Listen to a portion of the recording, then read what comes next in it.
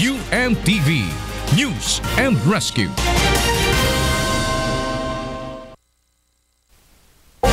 Ang aming nakita, ang aming narinig, ang aming ibinabalita sa Pilipinas at sa buong mundo. Ito ang balita.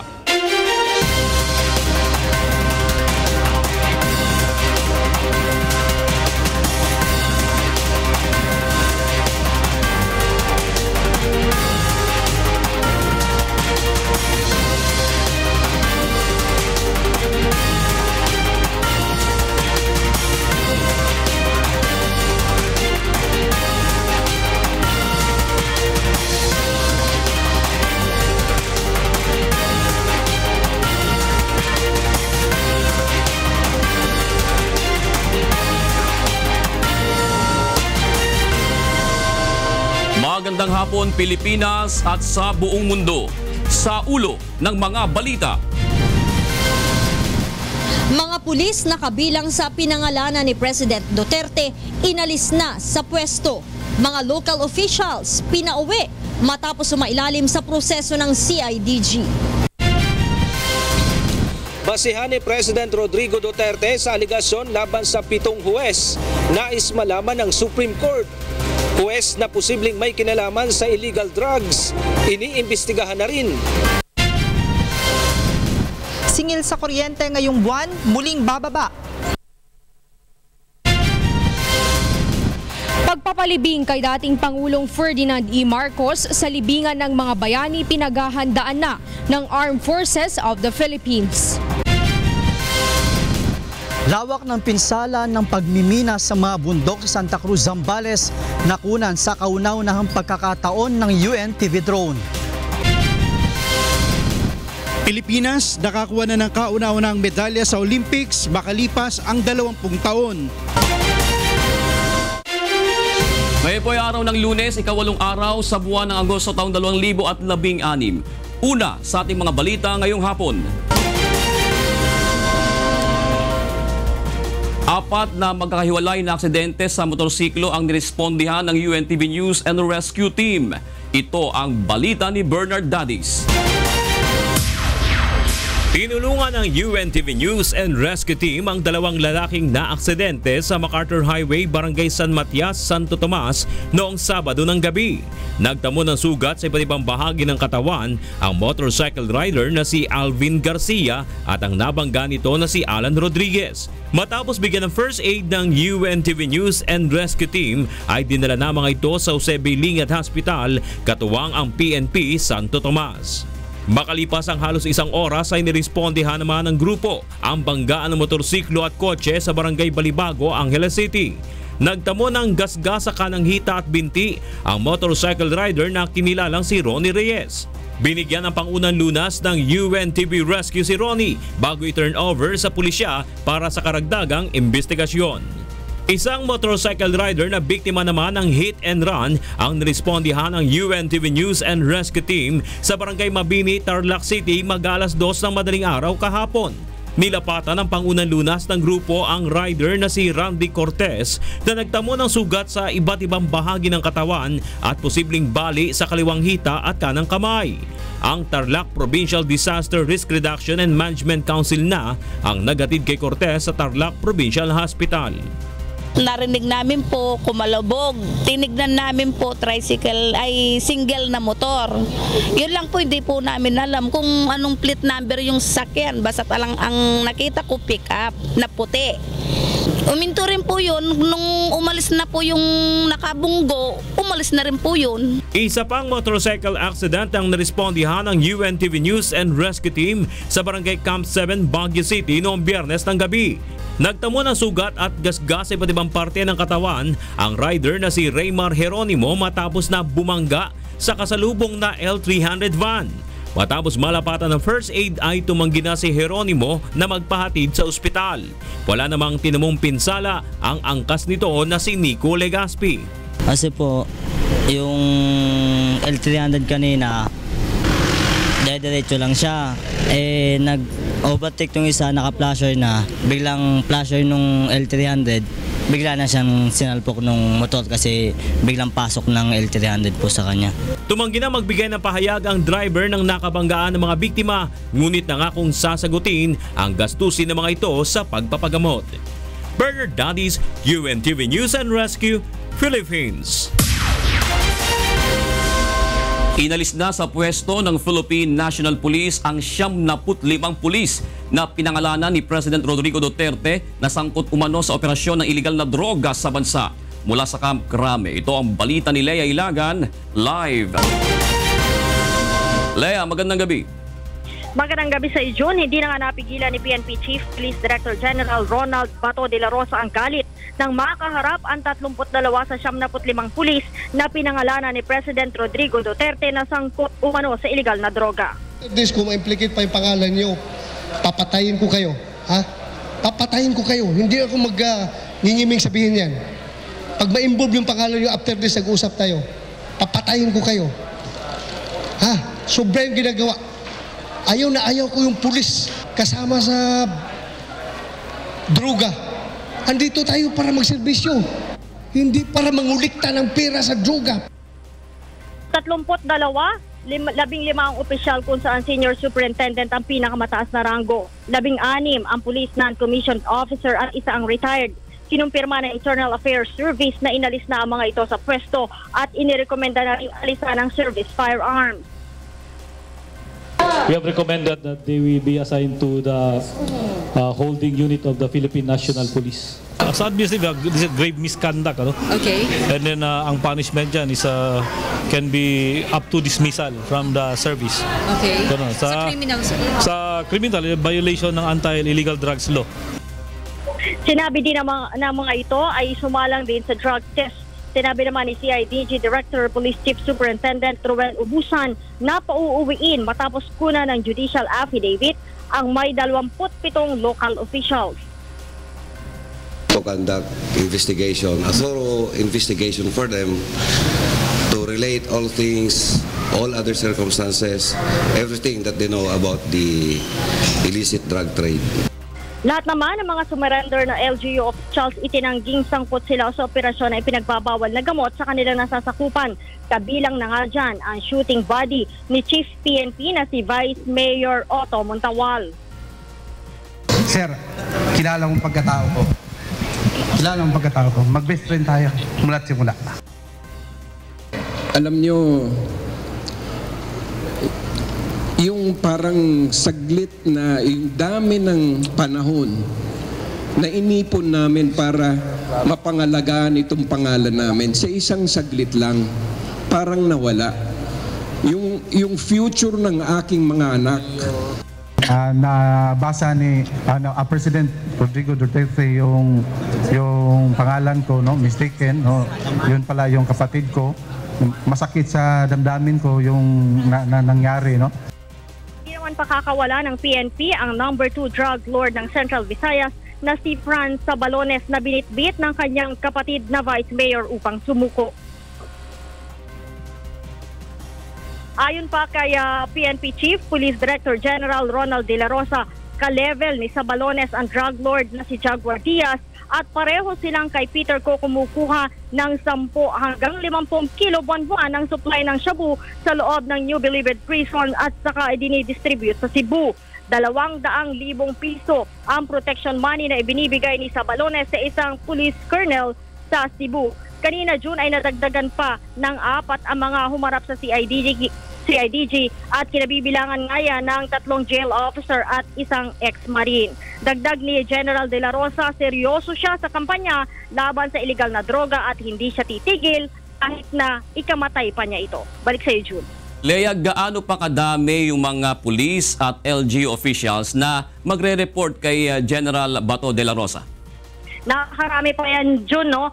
Dahil mahigit nga yan sa 150 na pinangalanan ni President Duterte at ngayon ay nasa 32 pulis at 31 LGU pa lamang, kabilang nga dyan yung mga jail officer at sundalo ang nagtungo dito. So kung susumahin natin, napakarami pa at tuloy-tuloy ang pagdating hanggat may opisina. Hanggang ngayon ay nandun pa yung ilang mga mayors at isinasala nga ng CIDG sa questioning itong mga mayor na ito, kabilang nga dyan yung iba pang mga sundalo at jail officer na dumating kanina. So noong Friday, inabot ito ng hanggang alas 10 ng gabi. So hanggang mamayang gabi, inaasahan natin na magdidire-diretso pa ang pagdating nito mga pinangalanan ni President Duterte na umunay sangkot sa operasyon ng iligal na droga sa bansa.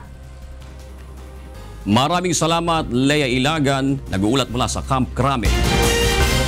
Samantala, kasunod ng pagbubunyag ni Pangulong Rodrigo Duterte ng mga personalidad na umano'y sangkot sa illegal drugs operations, nanawagan naman ang ilang mambabata sa magpa-drug test ang lahat ng mga kongresista. Ito ang balita ni Nel Maribuhok. Handa ang mga miyembro ng mababang kapulungan ng Kongreso na sumuporta sa kampanya ni Pangulong Rodrigo Duterte laban sa iligal na droga.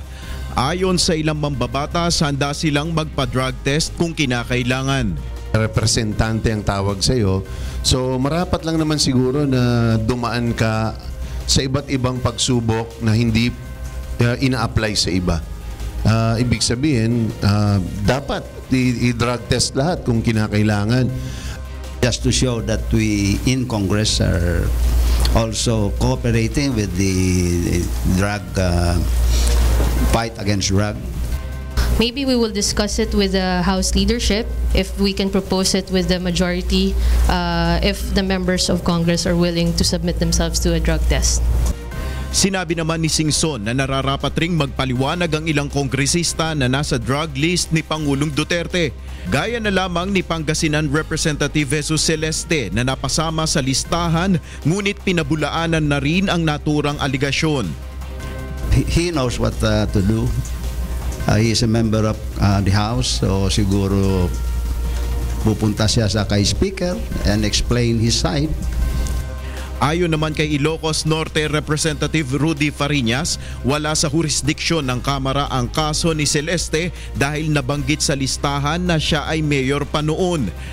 Kaugnay nito, nagsumiti naman ng resolusyon si Surigao del Norte Representative Robert Barbers kung saan hinihimok ang lahat ng kongresista, legislative staff, consultants, officers at mga empleyado ng Kamara na sumailalim sa mandatory drug test. I urge all the members now to let's have a drug testing today, if possible. Batay pa rin sa resolusyon, sino mang magpopositibo sa mandatory drug test ay dapat maparusahan sa ilalim ng Comprehensive Dangerous Drugs Act of 2002.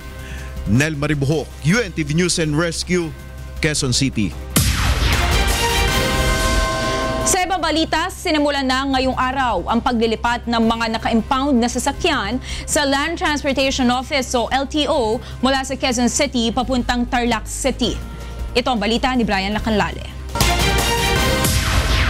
Nagsimula na ngayong araw na maglipat ang Land Transportation Office ng mga impounded na sasakyan mula sa main office dito sa Quezon City patungo sa bagong impounding area sa Barangay San Isidro, Tarlac City. Siyam sa mahigit 150 sasakyan ang unang dinala ng LTO sa impounding area ngayong araw. Ayon sa LTO, aaraw-arawin nila ang paglilipat upang mabawasan na ang congestion ng mga naka-impound na sasakyan sa kanilang opisina. Hopefully, with yung distance nito at saka yung hassle to come here, ayusin na nila yung mga sasakyan para kung may violation sila, hindi na ma-impound yung mga sasakyan nila. Malaking tulong umano sa LTO na matanggal ang nakatambak na sasakyan sa kanilang opisina sa Quezon City para may mapaglagyan naman sa mga bagong nahuhuli araw-araw. Uunahin ng LTO ang mga sasakyang maayos pa at pwedeng maniuhin, saka isusunod ang mga sasakyang kailangang hatakin. Yung mga motor vehicles na yan, matagal na nasa custody ng LTO. So they were given ample time to retrieve to pay the fines and get their motor vehicles. Ang tagal na hanggang ngayon. Nasa 8,000 square meter ang kabuuang sukat ng lupa ng impounding area dito sa Tarlac. Subalit kailangan pang tambakan ang malaking bahagi nito. Bukod sa Metro Manila, dito rin dadalhin ang mga sasakyang nahahatak ng LTO sa Region 3. Brian Lacanlale, UNTV News and Rescue, Tarlac. Samantala, bababa ng 11 centavos kada kilowatt hour ang singil sa kuryente ngayong Agosto. Ito ang balita ni Joan Ano. Inanunsyo ng Manila Electric Company o Meralco na bababa ng 11 centavos kada kilowatt hour ang singil sa kuryente ngayong Agosto. Nangangahulugan nito na mababawasan ng 22 pesos ang electric bill ng kumokonsumo ng 200 kilowatt hour. 33 pesos sa 300 kilowatt hour, 43 pesos sa 400 kilowatt hour at 54 pesos naman kapag 500 kilowatt hour ang konsumo. Ayon sa Meralco, ang pagbaba ng presyo ng kuryente ay bunsod ng bawas singil sa generation charge at iba pang charges na ipinapataw ng Wholesale Electricity Spot Market o WESEP. Subalit ayon sa electric company, malaki ang posibilidad na tumaas ang singil ng kuryente sa Setyembre. Kapag nagkakaroon ng mas maraming alert levels, merong pressure for prices to go up. Sa ngayon ay hindi pa masabi ng Meralco kung magkano ang posibleng madagdag sa presyo ng kuryente sa susunod na buwan. There's pressure na for the prices, especially in the spot market, to go up, which will affect the September bill. Yung kailangan hintayin natin yung resulta ng buong buwan. As of 10 a.m. kanina, nasa 187 na mga miyembro na ng Interruptible Load Program ang nag-commit na magbabawas ng 357 megawatts ng kuryente sakaling matuloy ang red alert level sa supply ng kuryente. Samantala, sa ngayon ay umaabot na sa mahigit 3,000 residente mula sa maliliit at mahihirap na komunidad ang napakabitan na ng kuryente matapos na maglabas ng order ang Department of Energy hinggil sa pagbibigay prioridad sa mga mahihirap nating kababayan na magkaroon ng akses sa kuryente. Target ng Meralco na makabitan ng kuryente ang nasa 10,000 mga residente bago matapos ang taong 2016. Joan Nano, UNTV News and Rescue, Pasig City. Nagsagawa ng press briefing si dating Pangulo at Special Envoy to China Fidel V. Ramos bago magtungo sa Hong Kong upang makipag-usap sa mga Chinese sa issue ng maritime dispute sa West Philippine Sea o South China Sea. Nilinaw ni Ramos na hindi layo ng kanyang pagbisita sa Hong Kong na makipagnegosasyon o umpisahan ng official bilateral talks sa China kundi upang ibalik ang dating mabuting ugnayan ng dalawang bansa. Binigyang diin ni Ramos na siya ang nagsisilbing icebreaker matapos na maglabas ng desisyon pabor sa Pilipinas ang Arbitral Tribunal. Magtatagal ang dating Pangulo sa Hong Kong sa loob ng 4 hanggang 5 araw. Susunod sa ito ang balita. Lawak ng pinsala ng pagmimina sa mga bundok sa Santa Cruz, Zambales nakunan sa kauna-unahang pagkakataon ng UNTV drone. Pagbabaklas ng illegal fish pen sa Laguna Lake, sisimulan na bukas.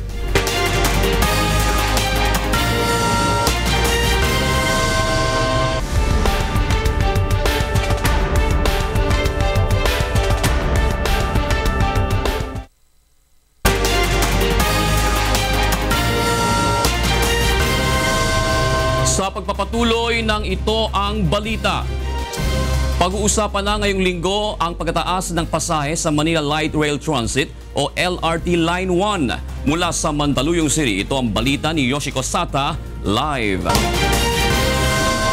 Yes, Yoshiko.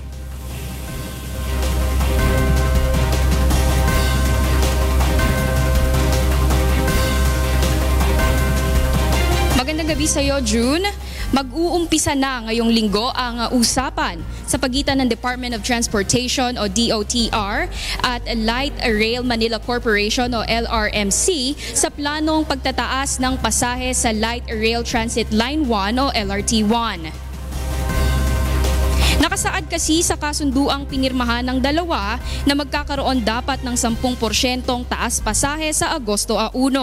Ayon kay DOTR spokesperson Cherry Mercado, nirerespeto ng ahensya ang kontrata, subalit nais pa rin ng pamahalaan na makipagnegosasyon upang hindi gaanong maapektuhan ang mga commuter. Ngayong linggong ito nakaset ang initial talk ng ahensya at ng LRMC na binubuo ng Ayala Corporation at Metro Pacific Investments Corporation. Sa huli, tiniyak ng DOTR na walang fare hike hanggat hindi pa nag-uumpisa ang pag-uusap sa pagitan ng pamahalaan at ng mga stakeholder ng DOTR. Ang stakeholder ng LRT1. Ayan muna ang update dito sa Department of Transportation. Balik sa iyo, June. Maraming salamat, Yoshiko Sata, nag-uulat mula sa Mandaluyong City. Pinaghahandaan na ng Armed Forces of the Philippines o AFP ang pagpapalibing kay dating Pangulong Ferdinand Marcos sa libingan ng mga bayani. Ito ang balita ni Aiko Miguel. Natanggap na kahapon ng Armed Forces of the Philippines ang Memorandum Order mula kay Defense Secretary Delfin Lorenzana para sa interment ng dating Pangulong Ferdinand E. Marcos sa libingan ng mga bayani. Ang Memorandum Order ay alinsunod sa verbal order ni Pangulong Rodrigo Duterte noong July 11, 2016 na mailipat na sa libingan ng mga bayani ang labi ng dating Pangulo. Ayon kay Director Arsenio Andolong, Chief of Public Affairs Service and spokesperson ng Department of National Defense, sila ang naatasang suriin kung alinsunod sa regulasyon ang gagawing pagpapalibing kay Marcos sa libingan ng mga bayani. Ngayon yung nire-refute nila yung qualifications ng former president, it's there in the AFP regulations, a copy of which we provided you, as to who are eligible for interment. And dun sa apat na criteria, no, World War II veteran, former president, former Secretary of National Defense, dati siyang sundalo, qualified naman siya sa lahat.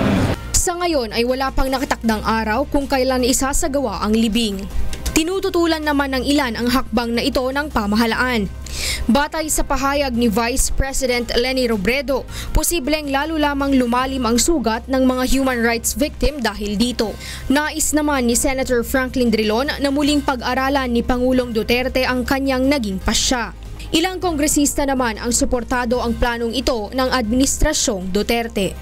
Of course, we share the sentiment that he should be buried there because Marcos was a former president of the country.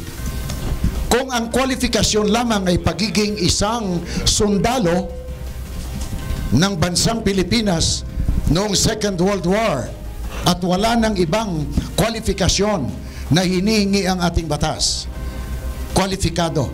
Aiko Miguel, UNTV News and Rescue, Camp Aguinaldo. Naghain ng motion sa Sandigan Bayan ang kampo ni dating Makati Mayor Junjun Binay na humihiling na makalabas siya ng bansa upang ipagamot ang kanyang anak.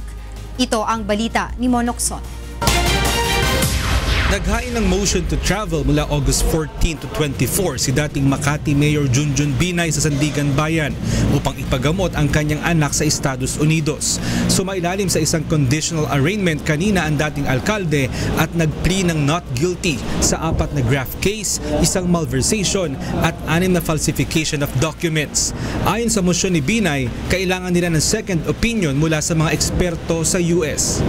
Tinutulan ng prosekusyon ang motion ni dating Makati Mayor Junjun Binay at sinabing maraming mga doktor sa Pilipinas ang maaring tumingin sa kalagayan ng kanyang anak. Nagtataka rin ang prosekusyon kung bakit ngayon lamang ito humiling na makalabas ng bansa, gayong taong 2013 pa nadiskubre ang sakit ng kanyang anak. Hindi pa naglabas ng desisyon ng korte hinggil sa naturang motion. Naghain rin si dating First Gentleman Mike Arroyo sa 7th Division ng Sandigan Bayan ng motion to travel to Europe sa Setyembre at sa Hong Kong sa Oktubre. Samantala, 3 testigo ang muling iniharap ng prosekusyon sa pagpapatuloy ng paglilitis sa kasong graft laban kay Senator Joseph Victor Ejercito sa Sandigan Bayan 5th Division. Ito ay upang patotohanan ng bintang kay Senator J.V. Ejercito na ginamit nito ang Calamity Fund ng San Juan City pambili ng high-powered firearms noong 2008. Pinatunayan ng mga testigo na sa Calamity Fund ng lokal na pamahalaan kinuha ang pinambili sa mga armas. Sumagot naman ng depensa at sinabing nakasaad mismo sa ordinansa ng lungsod na 5 milyong piso ang budget na pambili sa mga armas. Subalit, 2.1 milyon lamang ang ginastos dito. Sa panayam kay Senator JV, kung totoong nais niyang nakawin ang mahigit 2 milyong piso, ay dapat isinagad na nila ito sa 5 milyon na siyang aprobadong budget sa pagbili ng mga firearms. So far, I'm quite happy and I'm contented. No? Sana lang yung it's still the prosecution's time. So I'm quite confident, lalo especially when the defense presents its case. Mayroon pang 6 na testigo ang ihaharap ng prosekusyon laban kay Senator JV Ejercito. Mon Hocson, UNTV News and Rescue, Sandigan Bayan. Itinanggi ng isang mining company sa Santa Cruz, Zambales ang aligasyong kinukuha sa kanilang minahan ang lupang itinatambak sa Scarborough Shoal. Kaugnay nito, nakuhanan ng UNTV drone ang iba pang lugar na malalaking mining company na makikitang halos mapatag na mga bundok at nauubos na ang mga puno. Ito ang balita ni Joshua Antonio. Naging mainit na ang usapan ng pahayag ni Zambales Governor Amor Deloso na nanggaling umano sa mga bundok ng Santa Cruz ang ipinagtatambak sa Scarborough Shoal. Ayon kay Governor Deloso, halos makalbo na ang mga bundok ng Barangay Gisgis at Barangay Ginabon. Ang epekto noon, napatag ang bundok, 1,800 trees nawala. Ang ginawa nila, tinambak nila muna, pagdating ng tubig, bumaha, na sabay ito Santa Cruz, Zambales, destroying no less than 70 houses. Upang kumpirmahin ito, personal naming tinungo ang sinasabi ni Governor Deloso na malawakang pagkasira ng mga bundok sa lalawigan. Kasama ang mga opisyal ng lokal na pamahalaan ng Zambales, una naming napuntahan ng LNL Archipelago Minerals Incorporated sa Barangay Ginabon. Pagpasok pa lang sa main entrance ng mining company ay mapapansin na kaagad ang paanan ng bundok na tinabas at ginawang kalsada upang daanan ng mga malalaking equipment. Ayon kay Diody Soli, ang President Manager Santa Cruz Nickel Mining Project Zambales ng LNL Archipelago Minerals Incorporated, totoong dinadala sa China ang lupang kinukuha sa kanilang minahan, ngunit mariin nitong itinatanggi na sa Scarborough Shoal ito idinadala. Almost all our shipment goes to China, and all of these shipments are before the shipment is undertaken, before it is loaded to the ship, we pay the excise tax to the BIR. Can you imagine yung lupa ang itatabon nila doon, which is madaling ano rin ng dagat yun, di ba? So supposed to be dapat yung nilalagay doon yung bato para hindi mabubuhag yung kung itatambak nila doon sa dagat, no? So I don't think that there is truth to that. Ayon naman kay Governor Deloso, kailangan patunayan ng mga kumpanya na hindi totoo ang naturang issue. There must be a trace ng documents. Mayroon ba silang Bureau of Customs permit? Mayroon ba sila dito sa Coast Guard permit? Because to bring out the minerals from Zambales for purposes of mining exportation, kailangan may trace of documents. Can they really prove that? Maliban sa Santa Cruz Nickel Mining, pinuntahan rin namin ang ilan pang minahan dito sa Zambales. Ito ang tinutukoy ni Zambales Governor Amor Deloso na minahan na pinagkukunan ng lupa para naman ipantambak sa Scarborough Shoal. Makikita gamit ang UNTV drone na halos mapatag na ang mga bundok. Kitang-kita rin ang naging pinsala ng pagmimina sa dalawang bundok na ito, kung saan nagmimina ang Eramen Minerals Incorporated at ng Benguet Corp. Ayon kay Deloso, halos mahigit 1,000 puno na ang namatay, kabilang narito ang endemic na Mindoro Pine Tree. Sinubukan naming kunin ang panig ng Benguet Corp Nickel Mines Incorporated, ngunit tumanggi ang mga ito na magpa-interview.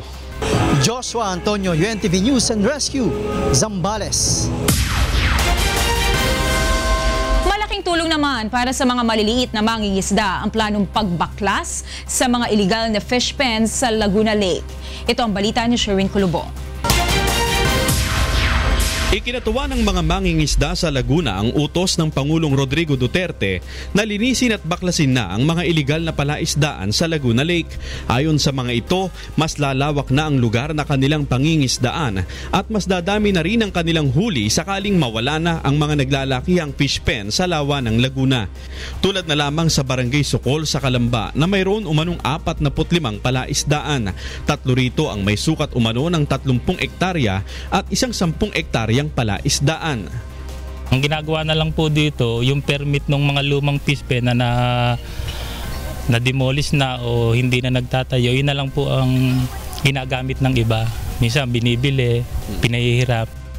Bukod sa mga illegal fish cage, pinangangambahan rin ng mga mangingisda ang pagdumi ng tubig sa lawa. Sana masiguro nila at mapangalaga ang maganda yung klase ng tubig sa lawa. Hinihiling naman ng mga ordinaryong mangingisda sa Administrasyong Duterte ang pagbibigay sa kanila ng ayuda tulad ng lambat at maayos na bangka.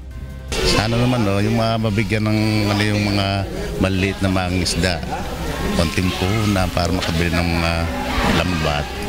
Kailangan namin dito. Yung mga pantiho. Bukas ay nakatakdang simula ng pagbabaklas sa mga illegal fish pen. Sherwin Kulubong, UNTV News and Rescue, Laguna. Samantala, nag-report na sa Department of the Interior and Local Government o DILG ang ilang mayor na kabilang sa listahang inilabas ni Pangulong Duterte na umano'y sangkot sa illegal drugs trade. Mula sa DILG, ito ang balita ni Grace Casin, live. Yes, Grace. Yes, magandang gabi sa iyo, June. 8 mayor ang nag-report ngayong araw dito sa Department of Interior and Local Government para makipag-usap kay Secretary Mike Sueño. Ang mga ito ay kasama doon sa listahan na inilabas ni Pangulong Rodrigo Duterte na umano'y sangkot sa illegal na droga sa kanilang lugar. Lahat sa kanila ay itinanggi ang akusasyon ng presidente.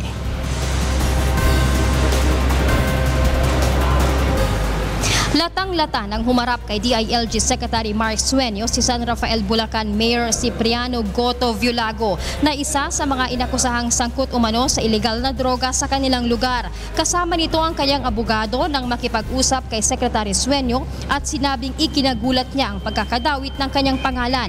Aniya, nagpasya siyang sumurrender kasunod ng utos ni Pangulong Duterte. Si Viulago rin ang pinakaunang sumuko kahapon sa Camp Crame. Ay tinanong lang po kung willing akong magpa-imbestiga. Sabi ko, wala naman pong problema. Siyempre, kinakailangan para maging malinis yung pangalan ko. Emosyonal naman ang humarap sa media si Maasin Iloilo Mayor Mariano Malones dahil sa malaking epekto umano ng pagkagadawit ng kanyang pangalan sa kanyang pamilya. Hindi ko nga alam. That is the questions na dapat sagutin rin nila. Bakit ako nasama doon? I'm open anytime. Sabi ko kay Secretary nga, ngayon na umpisahan niyo na para matapos na kasi asira na eh.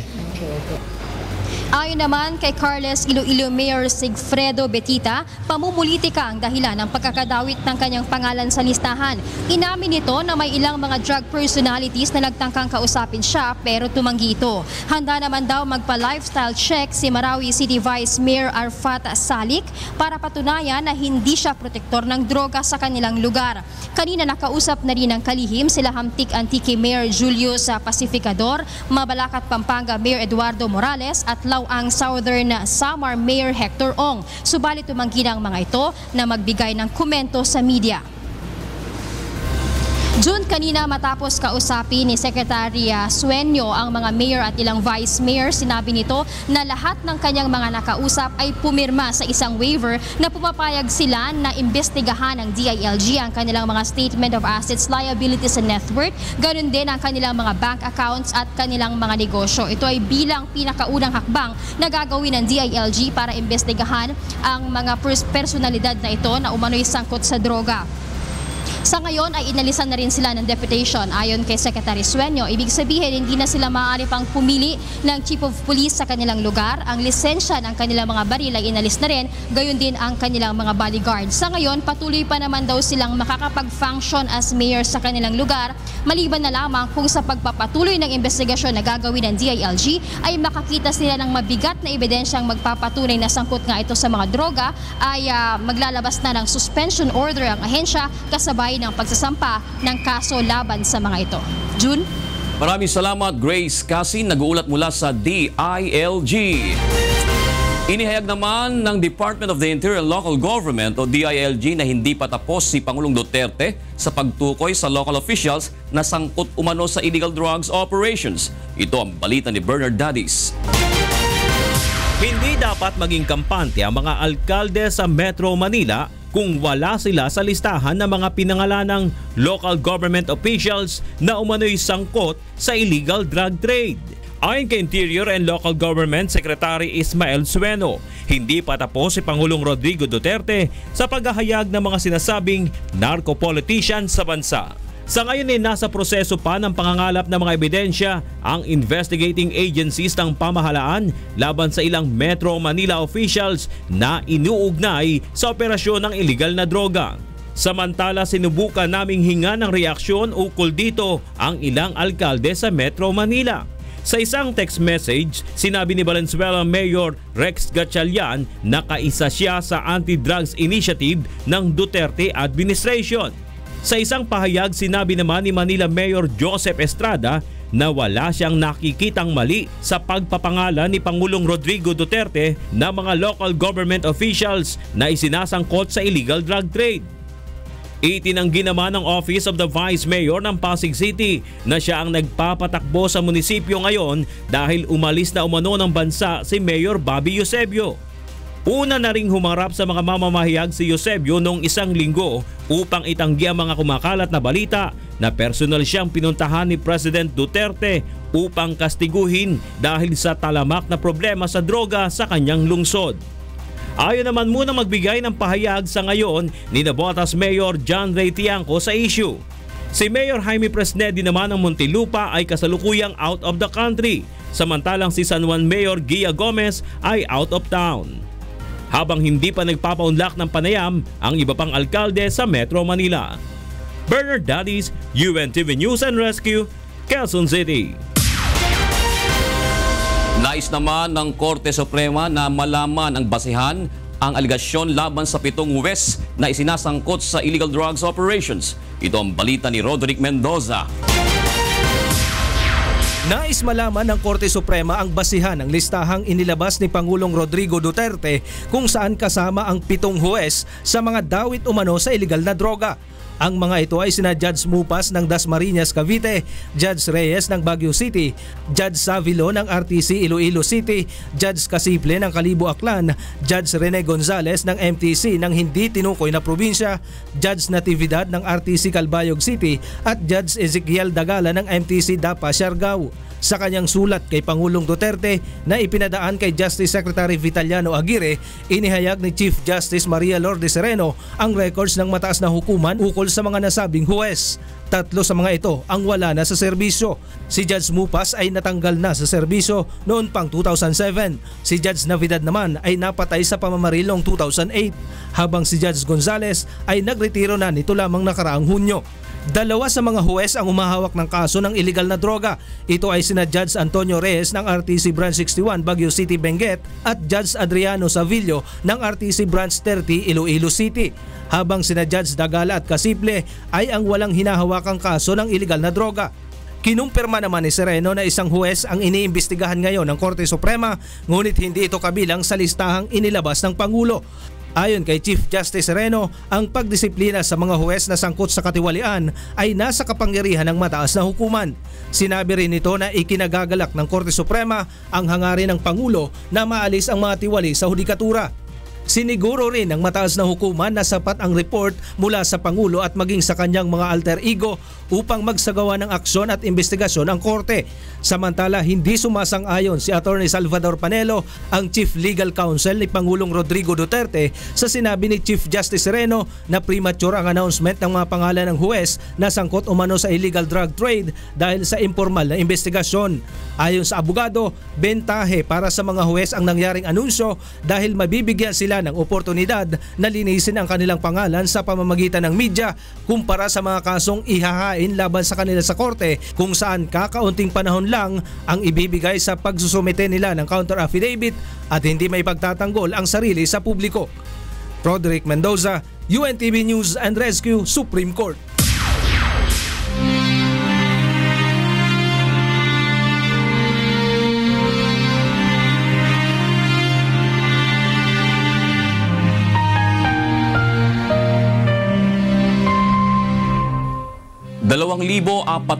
at 50 araw na po ang nakalipas mula nang maganap ang malagim na Maguindanao Massacre. Ngunit hanggang ngayon ay naghahanap pa rin tayo ng katarungan sa mga biktima ng malagim na krimen. At sa tila madilim na hinaharap ng kaso, hindi po bibitiw ang UNTV sa labang ito. hanggang makamit ang katarungan hindi lamang para sa aming 4 na kasamahan, kundi sa lahat ng mga biktima ng karumal-dumal na pamamaslang. Magbabalik ang Ito ang Balita.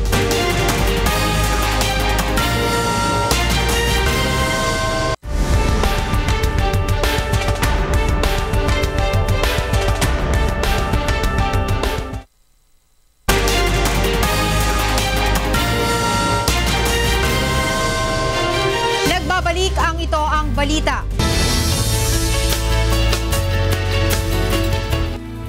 Alamin natin ang latest sa lagay ng panahon mula kay Ray Pelayo na nasa UNTV Weather Center. Ray, anong mga weather system ba ang nakakaapekto ngayon sa ating bansa? Magandang gabi, Angela, at sa ating mga kasambahay. Sa ngayon ay itong habagat ang nakakaapekto sa ating bansa. Kaninang umaga ay lumabas na sa Philippine Area of Responsibility yung low pressure area at ngayon ay patuloy na makakaranas naman ng mga pagulan ng ilang bahagi ng ating bansa dahil nga dito sa southwest monsoon yung habagat. So far, wala pang nakita ang pag-asa na panibagong bagyo na makakaapekto sa ating bansa, Angela. Sige rin, ibigay mo na ang magiging lagay ng panahon sa magdamag. Narito po ang magilagay ng panahon sa mga susunod na oras. Yung pong tinatawag nga natin na southwest monsoon o habagat, nakaka-apekto pa rin po sa may area ng Luzon at sa Visayas. Sa forecast po ng pag-asa, ang area po ng Metro Manila at yung area po ng Ilocos Region, Cordillera Administrative Region, yung Calabarzon at Bataan, Zambales and Mindoro ay makakaranas po ng makulimlim na lagay ng panahon at magkakaroon po ng katamtaman hanggang sa paminsan-minsan ay malakas po na mga pag-ulan. Sa nalalabing bahagi ng Luzon, may mga tsansa na magkakaroon din po ng light to moderate rains. Samantalang sa Science Garden sa Quezon City, bukas, maaari pa rin po maitala ang maximum temperature na 31 degrees Celsius, Tuguegarao 33, Baguio po 16 to 20 at sa may area po ng Puerto Princesa City sa Palawan hanggang 31 degrees Celsius. Makulimlim din po ang lagay ng panahon sa may area po ng Visayas, makakaranas ng mahina hanggang sa katamtamang pag-ulan. Sa Iloilo City, Metro Cebu and Tacloban City, maaari pong umabot sa 32 degrees Celsius ang maximum temperature bukas. Ang area naman po ng Zamboanga Peninsula, makakaranas din po dyan ng light to moderate rains at yung nalalabing bahagi po ng Mindanao, makakaranas po ng partly cloudy to cloudy skies. May mga tsansa na magkakaroon po ng mga pag-ulan, pagkidlat at pagkulog. Samantala, ang temperatura dyan po sa may Cagayan de Oro City, maaari pong pumalo sa 32 degrees Celsius ngayon din sa Zamboanga City. Pero sa Metro Davao hanggang 33 degrees Celsius. Ang ating pong sunrise, 5:41 a.m. Atin naman pong sunset, 6:22 p.m. Yan ang ating ulat panahon. Umulan man po't umaraw, huwag natin kalilimutang pasalamatan ang Diyos na naman. Balik sa inyo dyan sa studio. Maraming salamat, Ray Pelayo mula sa UNTV Weather Center.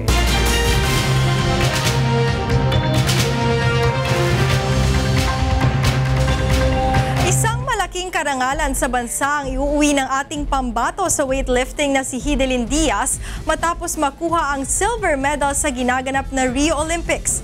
Ito ang balita ni Dave Tirao. Makalipas ang 20 taon, nakakuha na muli ng medalya ang Pilipinas sa Rio Olympics sa pamamagitan ng Filipina weightlifter na si Hidilyn Diaz.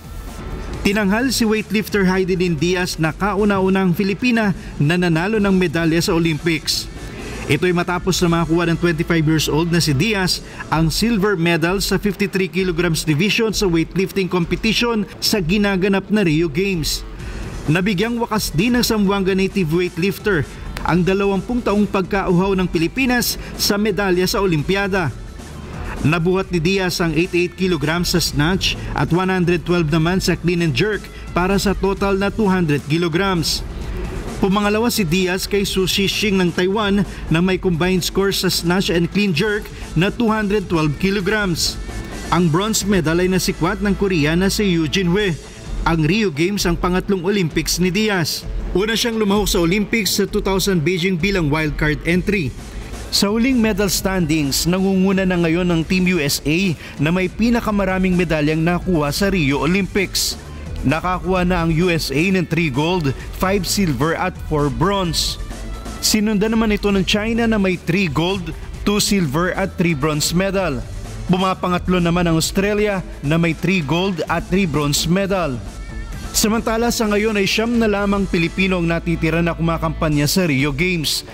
Maagang yumukod si Nayan Lariba sa table tennis competition at Charlie Suarez sa boxing. Huling nakakuha ng medalya ang Pilipinas sa Olympics noong 1996 Atlanta Olympics matapos na maka-silver medal rin si Onyok Velasco sa boxing. Dave Tirao, UNTV News and Rescue, Rio de Janeiro, Brazil.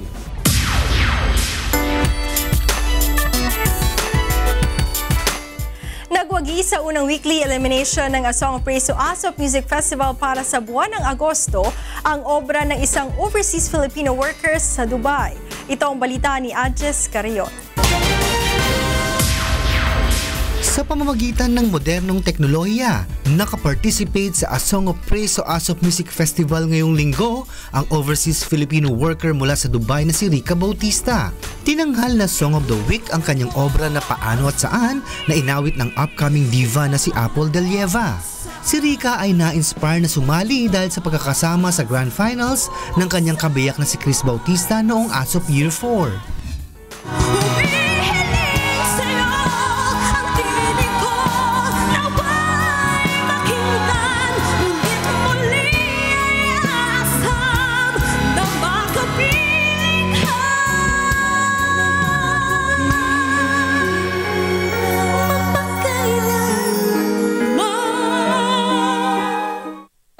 Po and feel blessed po kasi po kahit po malayo po yung composer ko po, nasa ibang bansa po siya, still nagkaroon pa rin po kami ng way para magkaroon ng communication sa isa't isa, and napakaganda po ng song. Napakinggan din ni Rica ang mga comment at suggestion ng mga huradong sina singer-songwriter Top Suzara, singer-actress Carla Martinez at Dr. Musiko Mondel Rosario. Nakatunggalin nito ang mga awiting Ang Panalangin Ko ni Richard Salazar sa interpretasyon ni RJ Buena. At Nasa Diyos ang Awa, Nasa Tao ang Gawa ni Paul Hildawa sa rendisyon naman ni Carl Trazo. Adjes Carion, UNTV News and Rescue.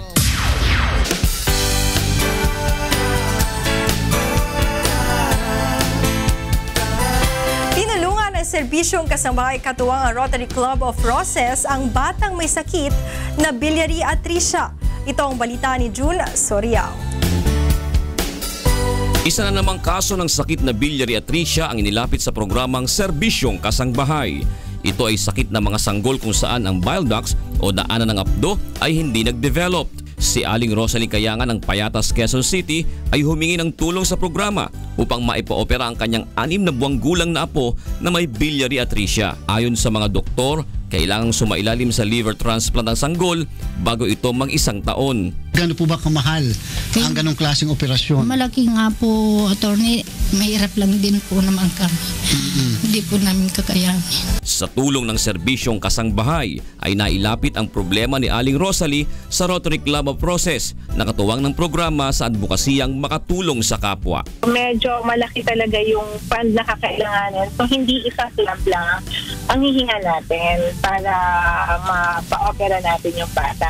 Sa hospital na pwedeng operahan dito, pwede tayo makipag-coordinate doon para makamili tayo ng discount.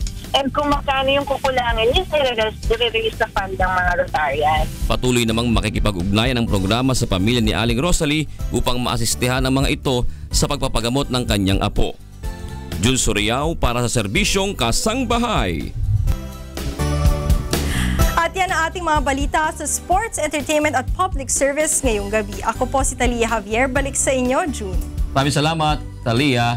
At yan po naging kabuuan ng ating balitaan ngayong gabi. Ito ang balitang hindi dinagdagan at hindi binawasan. Aming inilahad na buong katapatan kung paano namin nasaksihan. Kayo'y makapagtitiwala ng aming nakita at narinig. Ang aming ibinabalita. Magandang gabi.